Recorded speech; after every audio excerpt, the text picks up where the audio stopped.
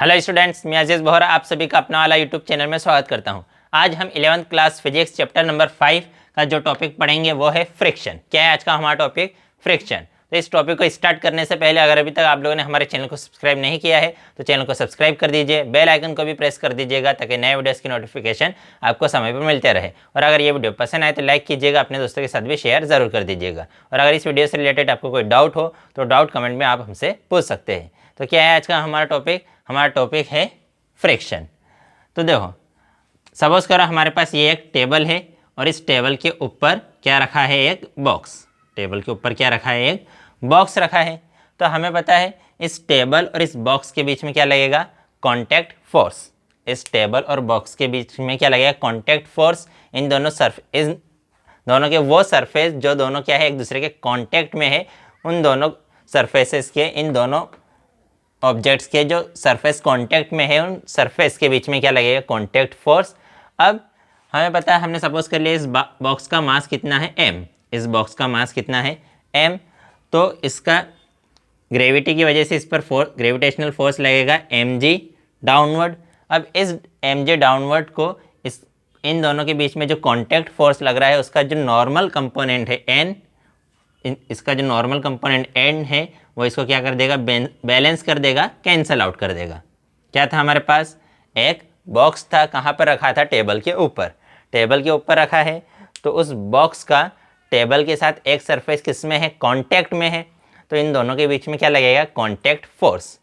अब उस contact force का एक जो कंपोनेंट है वो किस डायरेक्शन में रहेगा? इसके अपवर्ड, इस सरफेस के अपवर्ड डायरेक्शन में रहेगा। नॉर्मली अपवर्ड, ठीक है। आउटवर्ड रहेगा, नॉर्मली आउटवर्ड रहेगा, ठीक है। तो ये जो नॉर्मल रिएक्शन फोर्स है इस mg को क्या कर देगा? बैलेंस कर देगा, जिससे ये ऑब्जेक्ट ना तो ऊपर जाएगा ना तो नीचे जाएगा, वहीं पर रेस्ट में रहेगा। अब अगर इस बॉक्स के ऊपर मैं क्या करूँ? F फोर्स अप्लाई करूँ।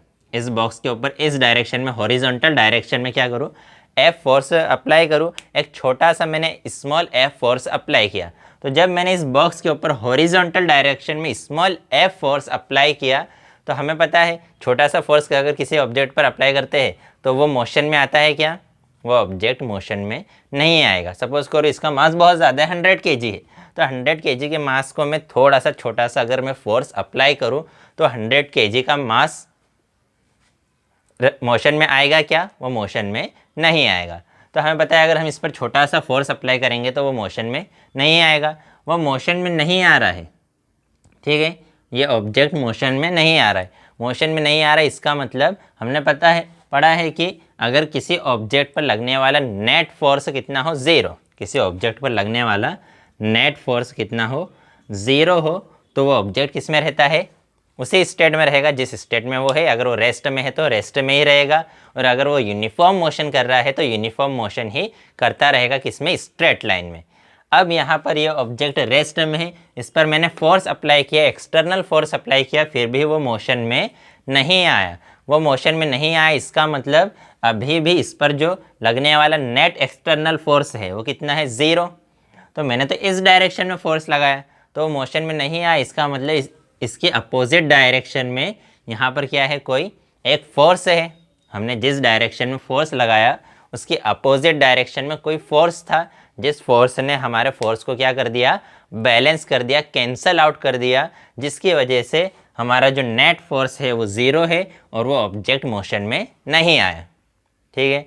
तो अब ये जो फोर्स है जो इन दोनों के कांटेक्ट, जो सरफेस कांटेक्ट में है उस सरफेस के पैरेलल रहेगा, वो फोर्स है क्या है? हमारा फ्रिक्शनल फोर्स। कौन सा फ्रिक्शनल फोर्स है? फ्रिक्शनल फोर्स, या उसी को हम कहते हैं फ्रिक्शन, ठीक है।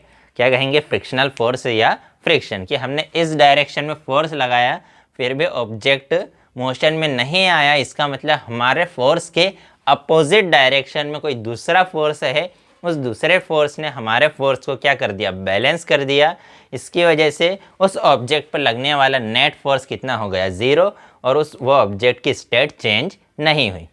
तो वो जो फोर्स है वो किस डायरेक्शन में रहेगा? हमारे फोर्स के अपोजिट डायरेक्शन में। ये दोनों की जो कांटेक्ट सरफेस है उन दोनों कांटेक्ट सरफेस के पैरेलल रहेगा। ये जो फोर्स है इन दोनों के कांटेक्ट सरफेस के कैसे रहेगा? पैरेलल। इस पैरेलल फोर्स को ही हमने क्या कहा है? Frictional force. क्या कहा है हमने? फ्रिक्शनल, इन दोनों के जो कांटेक्ट में जो सरफेस है इसमें जो अपोजिट जो फोर्स लगा है उसको हमने क्या कहा है, फ्रिक्शनल फोर्स। क्या कहा हमने, फ्रिक्शनल फोर्स, या उसी को हम क्या कहते हैं, फ्रिक्शन। अब ये जो फ्रिक्शन फोर्स है, ये फ्रिक्शन कौन सा फोर्स है, ये है स्टैटिक फ्रिक्शन। ये कौन सा फ्रिक्शन है, स्टैटिक फ्रिक्शन। ठीक है, ये कौन सा फोर्स है, स्टैटिक फ्रिक्शन। इसलिए इसको हमने किससे रिप्रेजेंट किया, एफ एस से। किससे रिप्रेजेंट किया हमने इसको, एफ एस से। तो हमने फोर्स लगाया, हमारे फोर्स की वजह से भी ऑब्जेक्ट मोशन में नहीं आया। इसका मतलब हमने जो फोर्स लगाया उसके अपोजिट डायरेक्शन में एक और फोर्स है जिसने हमारे फोर्स को बैलेंस कर दिया, जिससे हमारा उस ऑब्जेक्ट पर नेट फोर्स 0 है और नेट फोर्स की वजह से उसकी स्टेट चेंज नहीं है। अब मैंने फोर्स को अगर इंक्रीज़ किया, ठीक है, मैंने क्या किया, फोर्स को इंक्रीज़ किया, फोर्स को इंक्रीज़ किया, फिर भी हमारा ऑब्जेक्ट रेस्ट में ही। एक बात और कि अगर यहाँ पर ये स्टैटिक फ्रिक्शन नहीं होता, यहाँ पर अगर ये स्टैटिक फ्रिक्शन नहीं होता, सिर्फ कौन सा फोर्स होता, जो हमने अप्लाई किया, तो अगर हम थोड़ा सा भी फोर्स अप्लाई करते, अगर हम थोड़ा सा भी फोर्स अप्लाई करते तो ऑब्जेक्ट क्या आ जाता, मोशन में आ जाता। और हमें पता है एफ इज इक्वल टू क्या होता है, एम ए। तो एम यहाँ पर मल्टीप्लाई में, इधर आकर डिवाइड में हो जाएगा, तो F upon M is equal to कितना आ जाएगा, ए। तो वो ऑब्जेक्ट कितने एक्सीलरेशन से, एफ अपॉन एम एक्सीलरेशन से क्या करने लग जाता, मोशन कर जाता। कब, जब यहाँ पर ये अपोजिट फोर्स नहीं होता। जब अपोजिट फोर्स नहीं होता तो इस डायरेक्शन में तो कोई फोर्स नहीं है, तो अगर इस वाली डायरेक्शन में हम थोड़ा सा भी फोर्स लगाएंगे तो उस ऑब्जेक्ट पर क्या आ जाएगा, नेट फोर्स आ जाएगा। और नेट फोर्स अगर आ गया तो वो ऑब्जेक्ट कितने एक्सीलरेशन से, एफ अपॉन एम एक्सीलरेशन से क्या करने लगेगा, रिलेटिव मोशन करने लगेगा। लेकिन अभी तो यहाँ पर अपोजिट फोर्स है, इसलिए ऑब्जेक्ट ने मोशन नहीं किया। तो हमने क्या किया, हमने फोर्स को थोड़ा सा और इंक्रीज़ किया। जब फोर्स को थोड़ा सा और इंक्रीज़ किया तब भी ये ऑब्जेक्ट मोशन में नहीं आया। फिर और फोर्स को इंक्रीज़ किया तब भी वो ऑब्जेक्ट मोशन में नहीं आया। इसका मतलब जैसे जैसे हमने फोर्स इंक्रीज़ किया वैसे वैसे स्टैटिक फ्रिक्शन भी क्या हो रहा है, इंक्रीज़ हो रहा है। देखो, जब शुरू में हमने यहाँ पर कोई फोर्स नहीं लगाया था, जब इस ऑब्जेक्ट पर हमने ये यहाँ पर कोई फोर्स नहीं लगाया था, तो इसका मतलब वहाँ पर स्टैटिक फ्रिक्शन भी कितना था, 0। वहाँ पर स्टैटिक फ्रिक्शन भी कितना था, 0। नहीं तो अगर स्टैटिक फ्रिक्शन पहले से ही रहता, ठीक है, हमने सपोज करो ये फोर्स नहीं लगाया और पहले से अगर स्टैटिक फ्रिक्शन है और स्टैटिक फ्रिक्शन इस डायरेक्शन में फोर्स लगा रहा है, तो वो ऑब्जेक्ट तो मन से ही पीछे जाने लगेगा। लेकिन कहीं पर रखा हुआ ऑब्जेक्ट मन से पीछे जाता है क्या, नहीं जाता। इसका मतलब ये जो स्टैटिक फ्रिक्शन है ये कब लगता है, जब हम उस ऑब्जेक्ट पर क्या करें, कोई फोर्स अप्लाई करें। अगर हमने फोर्स अप्लाई किया है तो वहाँ पर स्टैटिक फ्रिक्शन आएगा, नहीं तो वहाँ पर कोई स्टैटिक फ्रिक्शन नहीं रहेगा। ठीक है, क्योंकि अगर स्टैटिक फ्रिक्शन हमेशा रहे, हम फोर्स अप्लाई करें या ना करें, तो सपोज करो मैंने फोर्स अप्लाई ही नहीं किया ये वाला, फिर भी अगर स्टैटिक फ्रिक्शन है तो इस डायरेक्शन में फोर्स लगेगा और ऑब्जेक्ट मन से पीछे जाने लगेगा। और कभी ऐसा होता है कि ऑब्जेक्ट मन से पीछे जाता है क्या, ऑटोमेटिकली पीछे जाता है कि नहीं जाता। इसका मतलब जो स्टैटिक फ्रिक्शन है वो सिर्फ कब आएगा, जब हम उस बॉडी पर क्या करें, फोर्स अप्लाई करें। अब जैसे जैसे हम फोर्स इंक्रीज़ करेंगे तो जो स्टैटिक फ्रिक्शन है वो भी क्या होगा, इंक्रीज़ होगा। मैंने थोड़ा सा ज़्यादा फोर्स लगाया तो भी ऑब्जेक्ट क्या हुआ, रेस्ट में ही है। इसका मतलब जितना मैंने इस डायरेक्शन में फोर्स लगाया उतना ही इस डायरेक्शन में फोर्स है। फिर मैंने थोड़ा सा और फोर्स लगाया, फिर भी ऑब्जेक्ट रेस्ट में है। तो जब मैंने अपना फोर्स इंक्रीज़ किया, हमने अपना एक्सटर्नल फोर्स इंक्रीज़ किया, तो स्टैटिक फ्रिक्शन भी अपोजिट डायरेक्शन में क्या हो गया, इंक्रीज़ हो गया। इसलिए फिर से दोनों फोर्स बैलेंस हो गए, उस ऑब्जेक्ट पर नेट फोर्स 0 हो गया। इसलिए ऑब्जेक्ट किस में रहा, रेस्ट में ही रहा। ये हमारा बॉक्स किस में रहा, रेस्ट में ही रहा। ठीक है, अब एक सर्टन लिमिट तक ये स्टैटिक फ्रिक्शन क्या होगा, इंक्रीज़ होता रहेगा। एक सर्टन लिमिट तक ये स्टैटिक फ्रिक्शन क्या रहेगा, इंक्रीज़ होता रहेगा। और हमारे बॉक्स को किस में रखेगा, रेस्ट में। हमारे बॉक्स को किस में रखेगा, रेस्ट में। तो ये स्टैटिक फ्रिक्शन क्या करता है, किसी भी ऑब्जेक्ट को रेस्ट में रखता है। इसलिए हम इस फोर्स को क्या बोलते हैं, स्टैटिक फ्रिक्शन। इस फ्रिक्शन ने क्या किया, बॉक्स को रेस्ट में रखा, इसलिए इस फ्रिक्शन को हम क्या कहते हैं, स्टैटिक फ्रिक्शन। और ये स्टैटिक फ्रिक्शन किसको अपोज करता है, इम्पेंडिंग मोशन को। ये किसको अपोज करता है, इम्पेंडिंग मोशन को। इम्पेंडिंग मोशन क्या है कि ये वो मोशन है जो किसकी वजह से होने वाला था, हमारे अप्लाइड फोर्स की वजह से होने वाला था, लेकिन हुआ क्या? नहीं हुआ। क्यों नहीं हुआ? क्योंकि यहाँ पर कौन सा फोर्स था? स्टैटिक फ्रिक्शन था। यह मोशन होने वाला था। किसकी वजह से होने वाला था?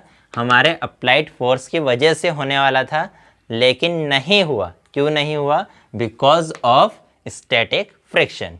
तो ये होने वाला मोशन था, इसलिए इसे हमने क्या कहा है? इम्पेंडिंग मोशन, कि होने वाला तो था लेकिन हुआ नहीं। फिर हमने क्या कहा कि जो स्टैटिक फ्रिक्शन है वह एक सर्टन लिमिट तक इंक्रीज होगा, कि जैसे जैसे हम हमारा अप्लाइड फोर्स इंक्रीज करेंगे स्टैटिक फ्रिक्शन इंक्रीज होगा, एक सर्टन लिमिट तक इंक्रीज होगा। हम उसको किससे रिप्रेजेंट करेंगे? F S max.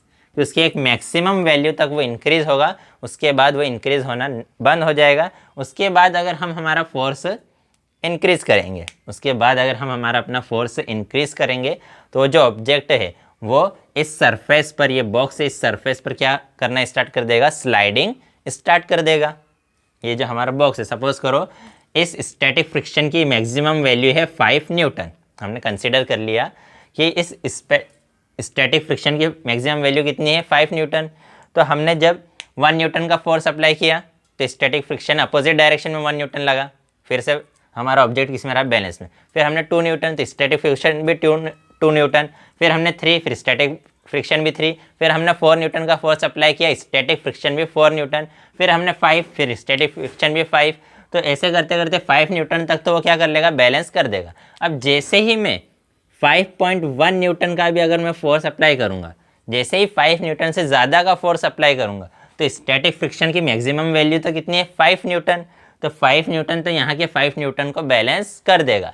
लेकिन यहाँ पर कितना फोर्स ज़्यादा है? इस डायरेक्शन में 0.1 न्यूटन का फोर्स ज़्यादा है। तो इस डायरेक्शन में हमारा ऑब्जेक्ट क्या करने लगेगा? यहाँ पर एक नेट एक्सटर्नल फोर्स आ जाएगा, और नेट एक्सटर्नल फोर्स आ जाएगा तो हमारा ऑब्जेक्ट मोशन करने लगेगा। वो ऑब्जेक्ट, वो बॉक्स उस टेबल के ऊपर स्लाइडिंग स्टार्ट कर देगा। तो जैसे ही हमारा ऑब्जेक्ट क्या करेगा? स्लाइडिंग स्टार्ट करेगा, तो ये जो स्टैटिक फ्रिक्शन है उसकी वैल्यू डिक्रीज हो जाएगी। ठीक है, हमने क्या कहा? जब तक हमारा ऑब्जेक्ट, हमारा बॉक्स रेस्ट में है, अगर हमने कोई फोर्स अप्लाई नहीं किया तो स्टैटिक फ्रिक्शन भी क्या रहेगा? 0। जैसे जैसे हमने फोर्स इंक्रीज किया, स्टैटिक फ्रिक्शन भी क्या होगा? इंक्रीज होगा। एक सर्टन लिमिट तक इंक्रीज होगा। उस मैक्सिमम लिमिट को हम क्या कहेंगे? F S maximum. ठीक है, अब ये जो एफ एस मैक्सिमम है, ये नॉर्मल रिएक्शन फोर्स के डायरेक्टली प्रोपोर्शनल रहेगा। नॉर्मल रिएक्शन फोर्स जितना ज़्यादा रहेगा, स्टैटिक फ्रिक्शन की मैक्सिमम वैल्यू उतनी ही ज़्यादा रहेगी। प्रोपोर्शनलिटी का साइन हटाएंगे तो यहाँ पर आएगा एक कांस्टेंट। उस कांस्टेंट को हम बोलेंगे म्यू एस एन। ये जो म्यू एस है, ये म्यू एस क्या है? हमारा प्रोपोर्शनलिटी कांस्टेंट है। इसे हम कहते हैं coefficient of static friction. It is called coefficient of static friction. अब ये जो स्टैटिक फ्रिक्शन है, ये जो सरफेस कांटेक्ट में है, इन दोनों ऑब्जेक्ट्स के जो सरफेस कांटेक्ट में है, उस सरफेस के एरिया पर डिपेंड नहीं करता है। हमारा स्टैटिक फ्रिक्शन, ये हमारा ये बॉक्स है और ये टेबल है, तो इन दोनों के बीच में जो सरफेस कांटेक्ट में है, तो उसका एरिया कितना है इस पर डिपेंड नहीं करता। वो सिर्फ किस पर डिपेंड करेगा? एन पर। कैसा रहेगा? F S maximum directly proportional to N, और F S maximum is equal to कितना आ जाएगा? Mu S N. Mu S क्या है? Proportionality constant. उसको हमने क्या कहा? Coefficient of static friction. अब ये जो कोफिशिएंट ऑफ स्टैटिक फ्रिक्शन है म्यू एस, ये डिपेंड करेगा किस पर? Nature of the surface. वो जो सरफेस है, उस सरफेस का नेचर क्या है, उस नेचर पर डिपेंड करेगा। फिर हमने क्या कहा कि जैसे ही ऑब्जेक्ट ने स्लाइडिंग स्टार्ट कर दी, जैसे ही ऑब्जेक्ट ने, हमने फोर्स और इंक्रीज किया, तो इस हमारे बॉक्स ने क्या कर दी? स्लाइडिंग स्टार्ट कर दी। तो हमारे बॉक्स ने, ये हमारा बॉक्स, इस बॉक्स ने क्या कर दी? स्लाइडिंग स्टार्ट करी। ये हमने फोर्स लगाया, हमने क्या लगाया? फोर्स। तो हमारे ऑब्जेक्ट ने क्या कर दी? स्लाइडिंग स्टार्ट कर दी। तो जब स्लाइडिंग स्टार्ट कर देगा, तो ये जो स्टैटिक फ्रिक्शन है उसकी वैल्यू डिक्रीज हो जाएगी, और उस टाइम पर जो फ्रिक्शनल फोर्स लगेगा उसे हम कहेंगे काइनेटिक फ्रिक्शन। उस टाइम पे जो फ्रिक्शनल फोर्स लगेगा उसे हम क्या कहेंगे? Kinetic friction. मतलब जो काइनेटिक फ्रिक्शन है उसकी वैल्यू लेस देन रहेगी किससे? एफ एस मैक्सिमम से। स्टैटिक फ्रिक्शन की जो मैक्सिमम वैल्यू है उससे काइनेटिक फ्रिक्शन की वैल्यू क्या रहेगी, कम रहेगी, लेस रहेगी। तो जैसे ही हमने जैसे जैसे फोर्स इंक्रीज किया, स्टैटिक फ्रिक्शन इंक्रीज हुआ कहाँ तक, उसकी मैक्सिमम वैल्यू तक। फिर उसके बाद जैसे ही बॉक्स ने स्लाइडिंग स्टार्ट कर दी तो हमारा स्टैटिक फ्रिक्शन, जो हमारा फ्रिक्शनल फोर्स है, वो थोड़ा सा क्या हो जाएगा, डिक्रीज हो जाएगा। और जब ये स्लाइडिंग स्टार्ट कर देगा, मोशन स्टार्ट कर देगा, तो उस टाइम पर जो फ्रिक्शनल फोर्स लगेगा वो फ्रिक्शनल फोर्स क्या रहेगा, काइनेटिक फ्रिक्शन। अब इसमें काइनेटिक एनर्जी आ गई, इसलिए उस टाइम पर जो फोर्स लगेगा वो फोर्स कौन सा रहेगा, काइनेटिक फ्रिक्शन। ठीक है। अब हमें अगर इस ऑब्जेक्ट का क्या निकालना है, नेट फोर्स, तो हमें पता है F इज इक्वल टू, तो हमें न्यूटन सेकंड लॉ से पता है F net is equal to क्या होता है, ma। अब इस ऑब्जेक्ट का नेट फोर्स कितना है, इस डायरेक्शन में F लग रहा है और उसके अपोजिट डायरेक्शन में Fk, तो ये नेट फोर्स हो जाएगा। इस बॉक्स पर लगने वाला नेट फोर्स कितना है, F माइनस Fk। तो इस F नेट की जगह मैं क्या लिखूंगा, F minus Fk is equal to m upon m into a। ये m इधर मल्टीप्लाई में, इधर आकर डिवाइड में हो जाएगा, तो हमारे पास क्या आ जाएगा, F minus Fk is equal to a, ये आ जाएगा। तो हमारे पास जब ऑब्जेक्ट क्या करेगा, मोशन करेगा, तो रिलेटिव मोशन करेगा, तो ऑब्जेक्ट का acceleration a is equal to कितना रहेगा, F minus Fk upon m। Object का एक्सीलरेशन, इस बॉक्स का एक्सीलरेशन कितना रहेगा, F minus Fk upon m। अब जिस टाइप से हमारे पास F S maximum is directly proportional to n था, उसी टाइप से हमारे पास जो एफ के है वो भी क्या रहेगा, डायरेक्टली प्रोपोर्शनल टू n रहेगा। प्रोपोर्शनलिटी का जब साइन हटेगा तो एफ के इज इक्वल टू क्या आ जाएगा हमारे पास, म्यू के n, जहाँ पर म्यू के क्या है, प्रोपोर्शनलिटी कांस्टेंट है। और इस प्रोपोर्शनलिटी कांस्टेंट को हम क्या बोलते हैं, कोफिशिएंट ऑफ काइनेटिक फ्रिक्शन। इस कोफिशिएंट को हम क्या कहते हैं, कोफिशिएंट ऑफ काइनेटिक फ्रिक्शन। तो जो एफ के है वो भी सरफेस का जो एरिया है, जो दोनों सरफेस कांटेक्ट में है, उन कांटेक्ट के सरफेस के एरिया पर डिपेंड नहीं करता। और ये जो म्यू के है, म्यू के ये जो कोफिशिएंट है, ये किस पे डिपेंड करता है, नेचर ऑफ दिस सरफेस। इन ये दोनों जो सरफेस कांटेक्ट में है, उन सरफेस का नेचर क्या है उस पर डिपेंड करता है। और जो एफ के है, एफ के वेलोसिटी पर भी थोड़ा सा डिपेंड करता है, ज़्यादा अप्रॉक्सीमेट तो इंडिपेंडेंट रहेगा। जो हमारा काइनेटिक फ्रिक्शन है वह वेलोसिटी के भी अप्रॉक्सीमेट क्या रहेगा, इंडिपेंडेंट रहेगा। कुछ थोड़ा सा डिपेंड करता है, उसको हम नेग्लेक्ट कर देते हैं। अप्रॉक्सीमेट तो एफ के क्या रहेगा, वेलोसिटी के इंडिपेंडेंट रहेगा। तो अब हमने क्या कहा कि अगर हमारे ऑब्जेक्ट का एक्सीलरेशन क्या है, ज़ीरो, अगर ऑब्जेक्ट का इस बॉक्स का एक्सीलरेशन क्या है, ज़ीरो, इस एक स्पेस पे मैं क्या रिपोर्ट कर दूंगा, ज़ीरो।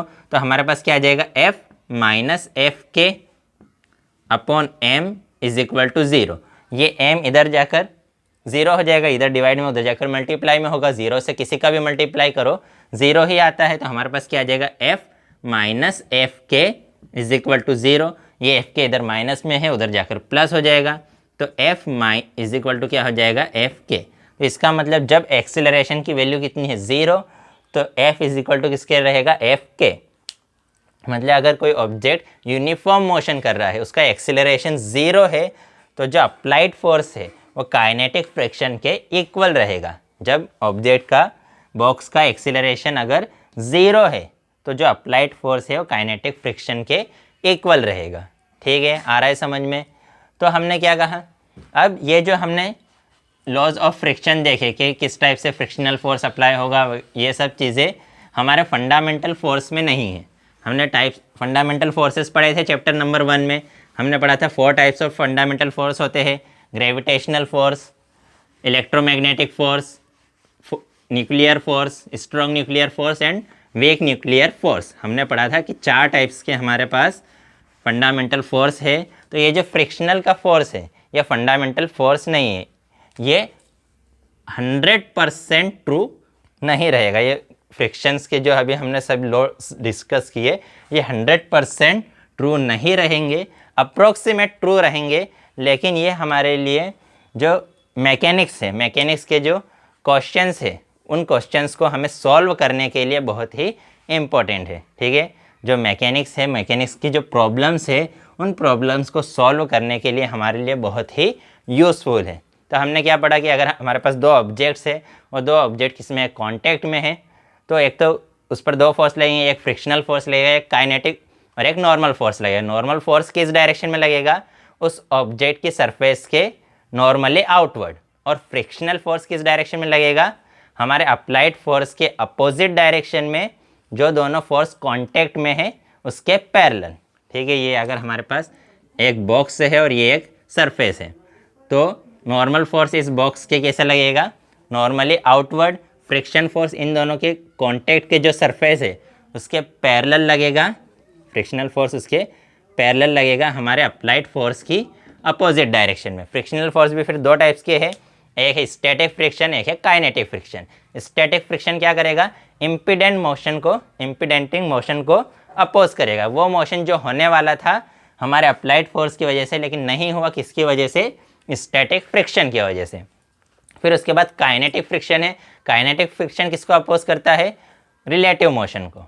अब यहाँ पर जो रिलेटिव टर्म है, रिलेटिव टर्म्स के से मतलब क्या है कि अगर हमारे पास यहाँ पर एक ये ट्रेन है, ठीक है, ये ट्रेन है, वो इस डायरेक्शन में एक्सीलरेटिंग हो रही है, ये एक ट्रेन है सपोज करो, वो इस डायरेक्शन में एक्सीलरेटिंग हो रही है, और इस ट्रेन में यहाँ पर कोई बॉक्स रखा हुआ है, इस ट्रेन में यहाँ पर कोई बॉक्स रखा है। तो हमारा जो फ्रिक्शनल फोर्स है, जो फ्रिक्शन है, वो क्या करता है, रिलेटिव मोशन को अपोज करता है। फ्रिक्शन क्या करता है, रिलेटिव मोशन को अपोज करेगा। मतलब अगर देखो यहाँ पर अगर फ्रिक्शन ना होता, अगर इस बॉक्स और ट्रेन के सरफेस के बीच में फ्रिक्शन नहीं होता, तो क्या होता कि ये जो बॉक्स है, हमने न्यूटन्स का फर्स्ट लॉ ऑफ मोशन पढ़ा है कि बॉक्स किस में रहना चाहेगा, रेस्ट में। तो बॉक्स यहीं पर रहेगा और ट्रेन एक्सीलरेटिंग मोशन से आगे बढ़ जाएगी। ये बॉक्स तो यहीं रहेगा और ट्रेन कहाँ बढ़ जाएगी, आगे। तो ट्रेन अगर आगे बढ़ी तो ये बॉक्स इस ट्रेन के बैक साइड से क्या हो जाएगा, टकरा जाएगा। ये जो हमारा बॉक्स है वो ट्रेन के बैक साइड से टकरा जाएगा। कब, क्योंकि हमें पता है कि ये बॉक्स होना चाहता है रेस्ट में, और ट्रेन कहाँ बढ़ जाएगी, आगे, ट्रेन का सरफेस बढ़ जाएगा आगे, तो ये बॉक्स क्या हो जाएगा, इस पीछे वाले साइड से टकरा जाएगा। लेकिन हमें पता है कि यहाँ पर क्या रहेगा, फ्रिक्शनल फोर्स। कौन सा, स्टैटिक फ्रिक्शन। यहाँ पर क्या रहेगा, स्टैटिक फ्रिक्शन। स्टैटिक फ्रिक्शन क्या करेगा, इन दोनों के जो कांटेक्ट में जो सरफेस है, उन दोनों सरफेसेस के बीच में जो रिलेटिव मोशन है, रिलेटिव मोशन को क्या करेगा, अपोज करेगा। और ये बॉक्स भी ट्रेन के साथ साथ में जितनी एक्सेलरेशन से ट्रेन आगे बढ़ रही है, उतनी ही एक्सेलरेशन से ट्रेन के साथ बॉक्स भी क्या होगा, आगे बढ़ेगा। इसलिए हम कहेंगे कि ट्रेन के लिए ये जो बॉक्स है, ट्रेन के लिए जो बॉक्स है वो किस में है, रेस्ट में। ट्रेन के लिए बॉक्स किस में है, रेस्ट में है। लेकिन अगर यहाँ पर कोई बाहर कोई पर्सन खड़ा है, तो उस पर्सन के लिए जो बॉक्स है वो किस में है, मोशन में। तो ये यहाँ पर टर्म हमने क्या यूज़ किया है, रिलेटिव मोशन को। फ्रिक्शन क्या करता है, रिलेटिव मोशन को अपोज करता है। कि ये जो सरफेस था, ट्रेन का सरफेस और बॉक्स का सरफेस, दोनों कांटेक्ट में थे। फ्रिक्शन ने क्या किया, उन दोनों के बीच के रिलेटिव मोशन को अपोज किया, जिसकी वजह से बॉक्स भी ट्रेन के साथ साथ सेम एक्सेलरेशन से आगे बढ़ा। इसलिए हम कहेंगे कि ट्रेन और बॉक्स दोनों एक दूसरे के लिए कैसे है, रेस्ट में। लेकिन बाहर वाले पर्सन के लिए ये दोनों क्या हो रहे हैं, एक्सिलरेट हो रहे हैं। दोनों का एक्सिलरेशन कैसा है, सेम। अगर फ्रिक्शनल फोर्स नहीं होता तो क्या होता है, ये बॉक्स वहीं पर रह जाता और ट्रेन आगे बढ़ जाती और ये बॉक्स इस ट्रेन के बैक साइड से क्या हो जाता, टकरा जाता। तो आज की वीडियो में इतना ही। नेक्स्ट वीडियो में हम क्या देखेंगे, नेक्स्ट टॉपिक। बाय।